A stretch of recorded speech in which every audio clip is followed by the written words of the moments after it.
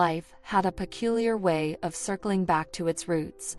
It was a crisp autumn afternoon when I found myself standing on the steps of the old community hall, clutching a mug of spiced cider. The annual town reunion was in full swing, with familiar faces milling about, swapping stories from decades past. The scent of roasted chestnuts and faint echoes of laughter wrapped around me like a well-worn quilt. And then, there he was. Daniel Whitmore, the boy who had lived 3 houses down from mine, whose laugh used to echo through my summers like the trill of a mockingbird, my best friend, my co-conspirator in mischief, the one who knew every secret I ever dared to whisper under the canopy of the old oak tree in my backyard. But this wasn't the lanky boy with knobby knees I remembered. Daniel had grown into his frame, broad shoulders, silver strands peppering his dark hair, and eyes that still carried the same mischievous twinkle. He stood near the cider stand, his hands tucked into the pockets of a weathered leather jacket, scanning the crowd like he was searching for something, or someone. When his gaze landed on me, the years melted away. "Ellie." His voice was deeper now, richer, but it still carried that familiar warmth. "Danny," I replied, my smile widening. The nickname slipped out before I could stop it, and I saw the corner of his mouth twitch in response. Moments later, we were seated at a picnic table beneath strings of twinkling lights. The conversations came easy, as though the decades between us were mere days. He told me about his life, his move to the city, the architecture firm he started, and his recent decision to retire early and return to the town where we'd both grown up. I shared stories of my own, my teaching career, the ups and downs of my marriage, and the quiet life I'd built after the divorce. But there was something unspoken between us, a thread of tension weaving through the laughter and shared memories.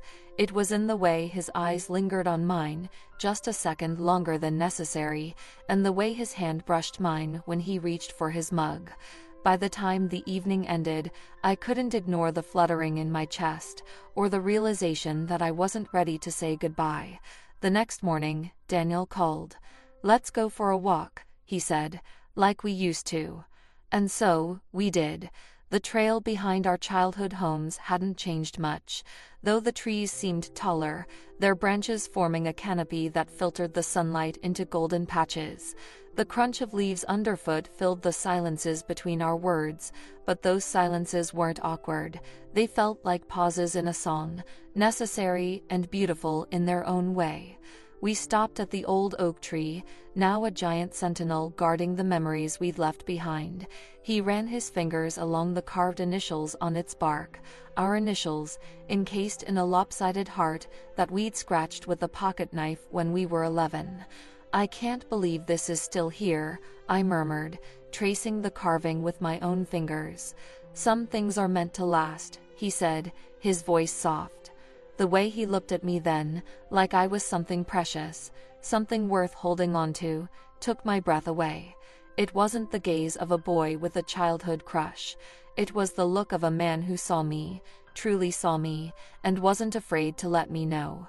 We spent the rest of the day exploring familiar roads, stopping at places that had once been our secret hideaways. By the time the sun dipped below the horizon, painting the sky in hues of amber and rose, we found ourselves sitting on the porch swing of his family's old house.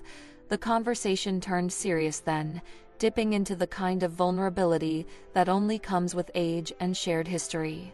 He spoke of regrets and missed opportunities, of the loneliness that had crept into his life despite his successes, and I found myself opening up in ways I hadn't in years, sharing the fears and doubts I'd buried beneath my routine.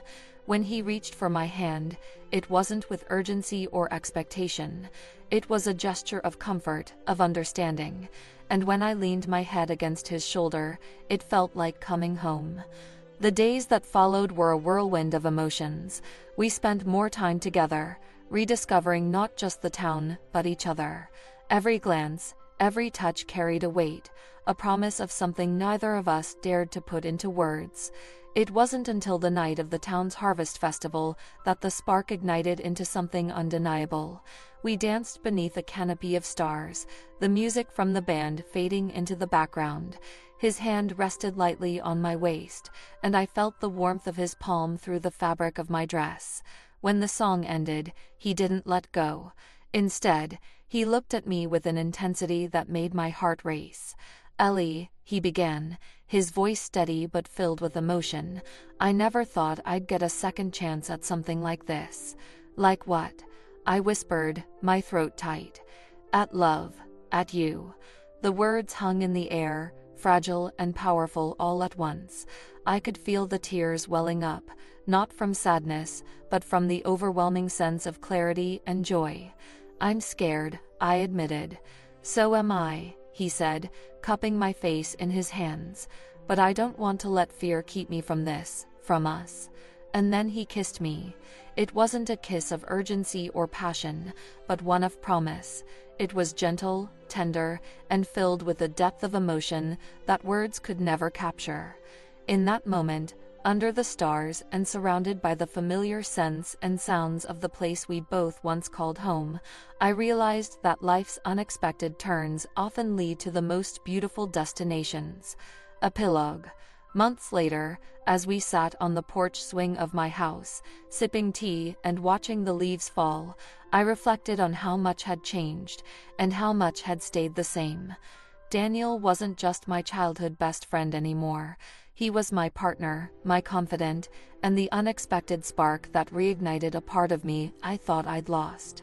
Life, I realized, isn't about avoiding risks or staying within the lines. It's about embracing the unexpected, about finding beauty in the twists and turns.